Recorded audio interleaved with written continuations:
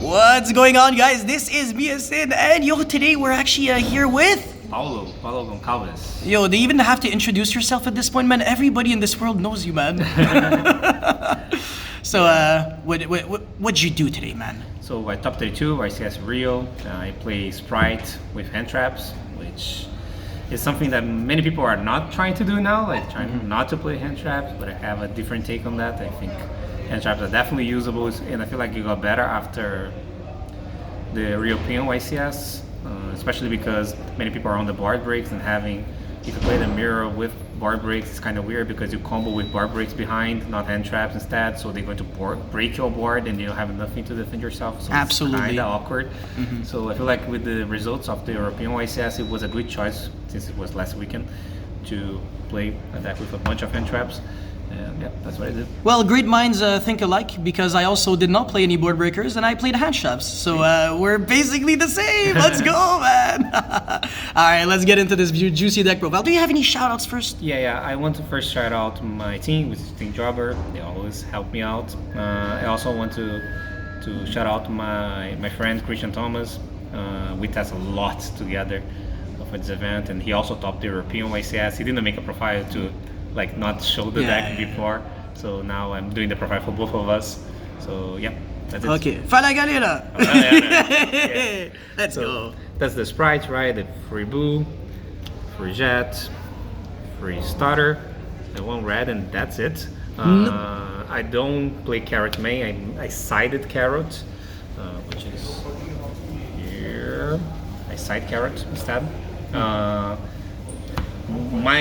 My idea was people are cutting hand traps, so I don't need to have this high number of monsters to protect me from hand traps, so I can be really greedy on my combos and my plays. Like I can just summon, for example, a div and go full combo, because many times there is no interaction on the other side of the table, since the tournaments usually don't play hand traps, and many sprites also not playing hand traps. So I feel like it was a good decision to try to be really greedy on that aspect.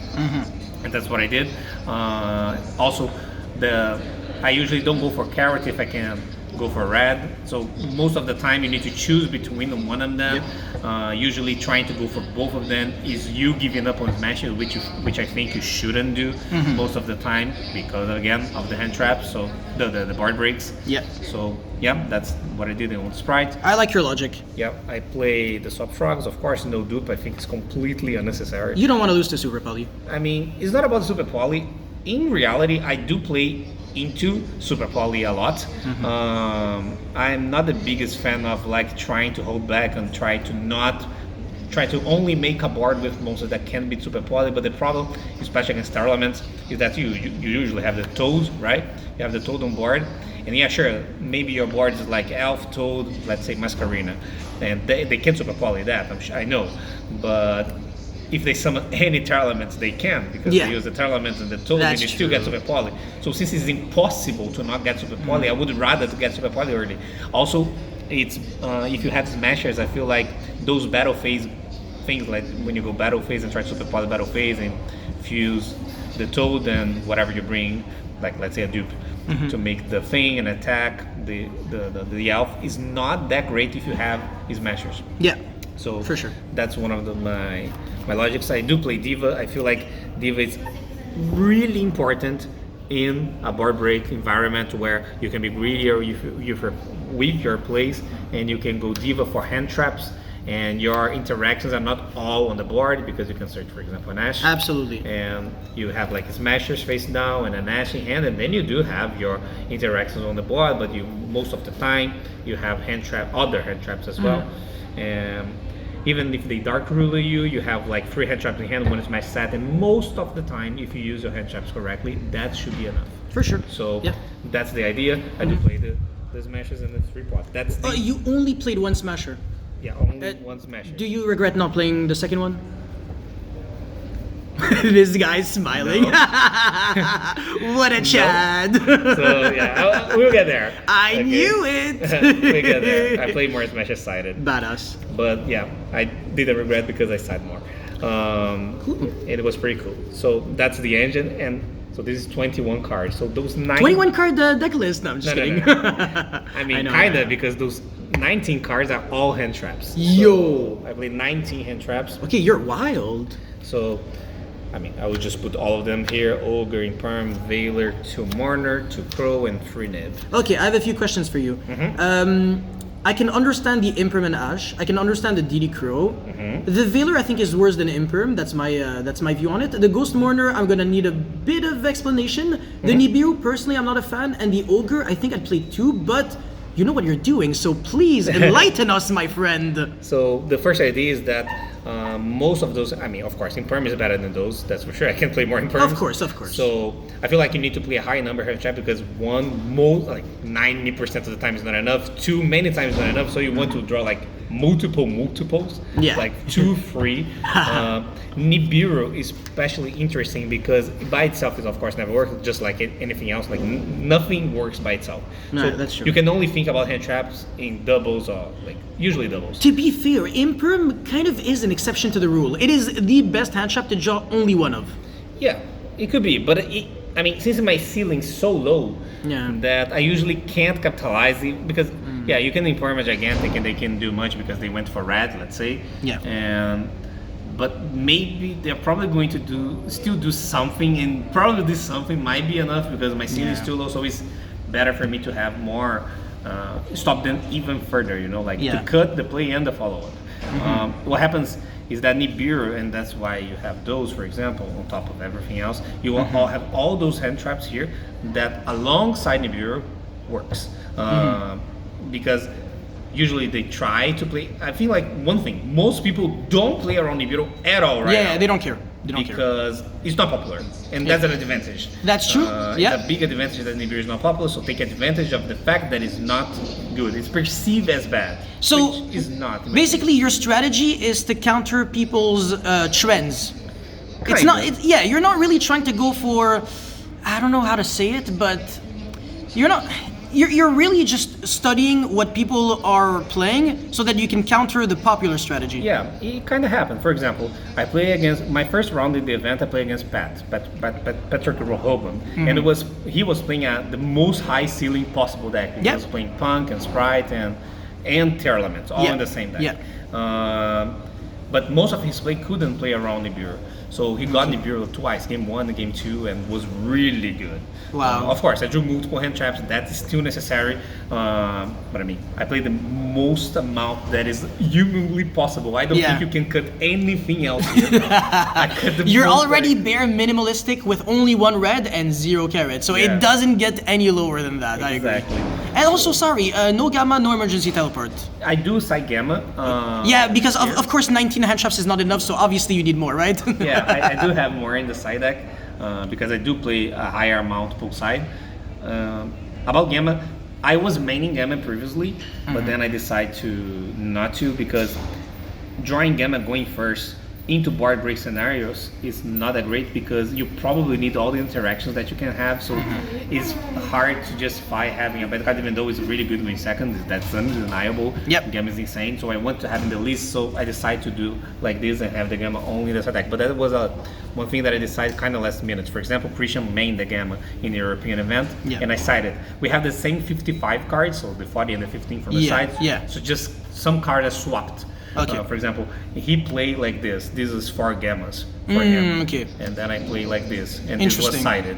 Almost the same, yeah. Yeah, it's pretty much the same 55. So our pulse sides are always the same. Perfect. So yeah, that's pretty much it. You need multiple hand traps anyway, and I feel like this is not a bad approach, to be honest. I like your way of seeing things. I think it's very logical. I mean, again, it's explained by your consistent success. Okay, so about the side deck now. Yes, sir. Let's do extra deck first. So extra deck, I will put the obvious cards first, like what's the Needle Fiber. So the Toad, those two Ooh, only 2 elf. That's 2 elves.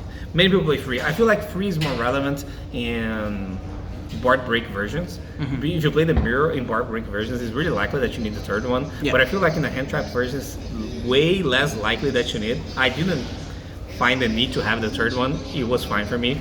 So, and I test a lot, and of course I was aware of the possibility of adding the third Yeah. one, especially because the cards that I add instead are really situational cards. So it could be definitely an option, but I never miss it. So yeah, I feel like it is because of the nature of the way that I interact with my opponent. The game doesn't get that far. I usually win or lose before that being relevant. So yeah, and then I have the Zeus package, right? Like the Dominant, the Zeus, Centauri. Yep. And then I feel like Dark is kind of mandatory too. So those I feel like are the mandatory. How many Dragos Tapelias have you revived? 0 in this event. 0, but it was I love how definitely you a had the possibility. Yeah, I was thinking I play against 3 tournaments, so Okay. it could be definitely an option, but Yeah. it was 0 in the end. So I feel like the different cards, right? The Almirage. I feel like many people don't play Almirage anymore. If you break with Swap Frog, might as well. Yeah, but see, like my deck has a really like small gap of like That's I true. can't break, so I don't have a lot of starters. Like people have more names than me, so it's really likely that I'll do like 3-4 hand trapped and like 1 swap frog. So that's something that I can't afford to lose. I agree. I feel like I have the space. Also, this plays around Ogre really well, which I like it. Yeah. So it's definitely a possibility that you can use. How often have you bricked actually this YCS? I only won 2 dice rolls, so I went first going game 1, not so much, only 2 times. Yeah. And I didn't break any of them, but I did break both sides. Whoa. 2 times, I think. But you didn't side out your engine, so it wasn't I your didn't fault. tou- Yeah. I didn't touch the engine when I went first both sides, so Yeah. it was the same amount of engine that I would have normally. Yeah. Okay. But I did break. I break 2 times. I break 1 against Chris LeBlanc, but I still won the game. But I Nice. because I break well. Yeah. I break with Sanctum and Shifter. You guys will see. I play those cards. Oh. So yeah, I break well against Parliament, and I break another one that I don't recall right now. But yeah, it was 2 times. I Okay, remember cool. It was 2 times. So Fantastic, man. the rest was a Phoenix. I feel like Phoenix is really interesting. Wow. One thing that happens a lot, I do play Shifter. I feel like I kind of need. You know, it's weird. Like I'm talking about Shifter and Phoenix at the same time, but there's a there's a logic because what happens a lot, especially against decks like Starlament, you do shift and then you usually try to shift and then in chain of something like even a hand or heart or a Shireen hand, shit like that. Yes. So what usually happens is that you shifter and then they always play super poly, especially post side.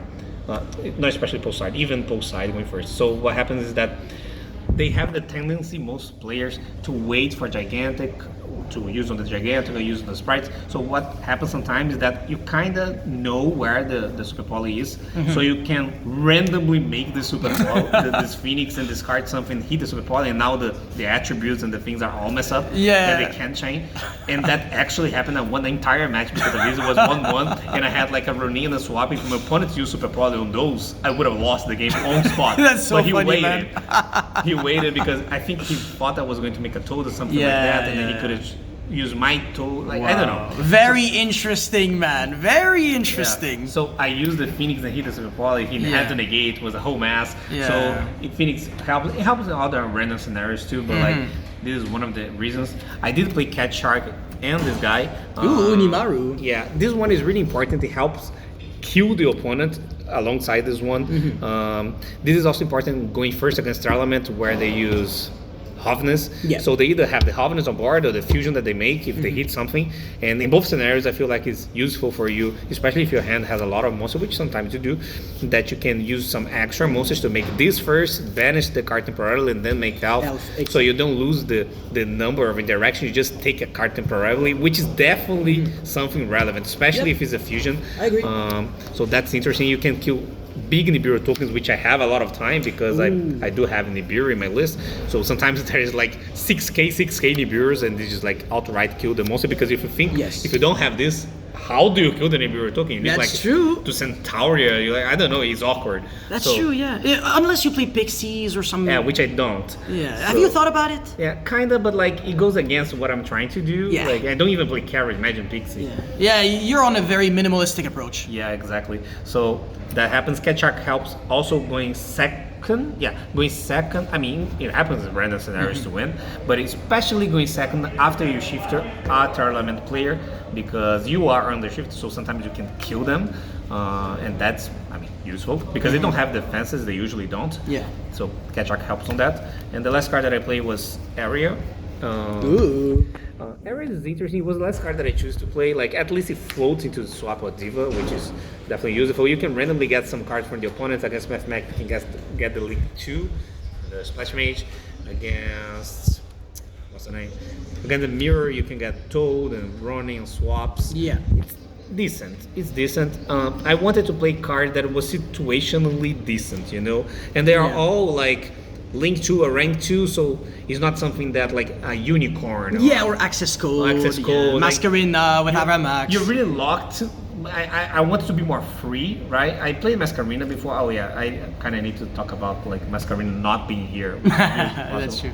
I feel like people are most of the time in board breaks. Yep. I didn't like playing around Super Poly. I feel like most of the time to have smashers and hand traps, it's better to just ask if your opponent have Super Poly or not, because you will know really soon if they do have it.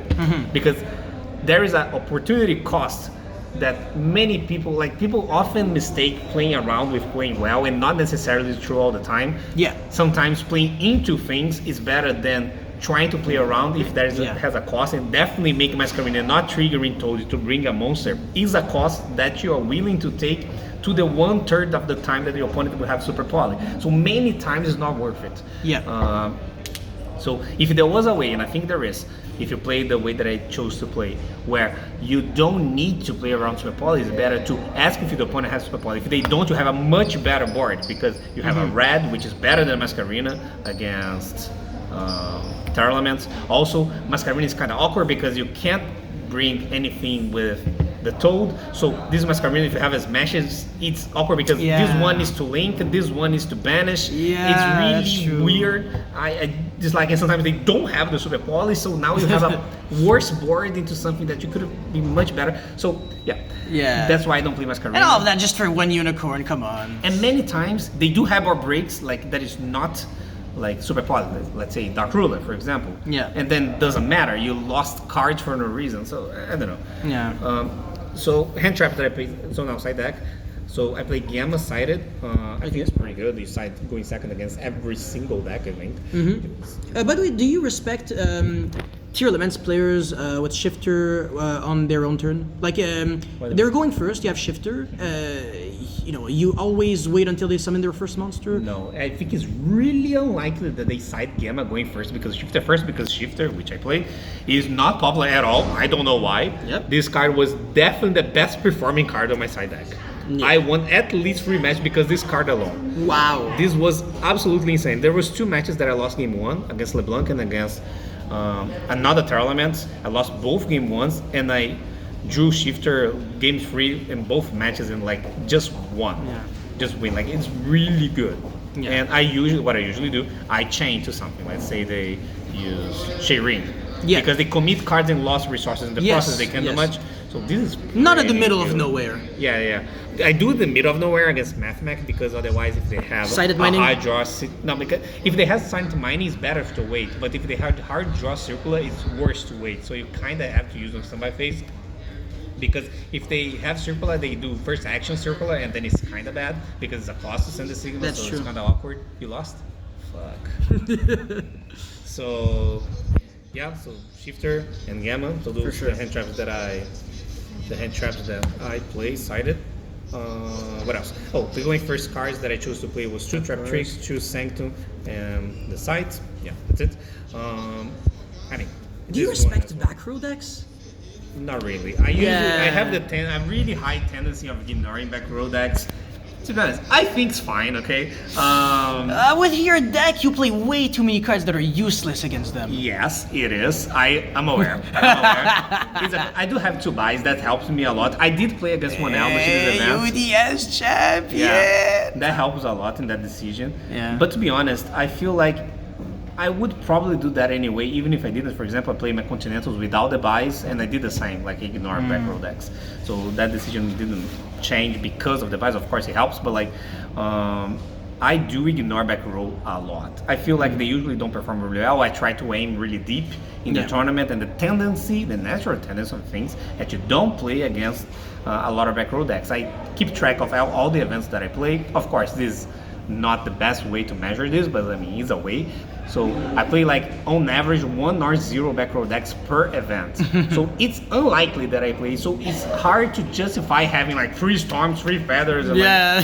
like, you know. So that's what I usually try to do. Is of course if I play against Alice, this sucks. Going second, going first is fine. This deck has like For sure. negates that are good. Like Carrot is good, Yeah. Cold is good.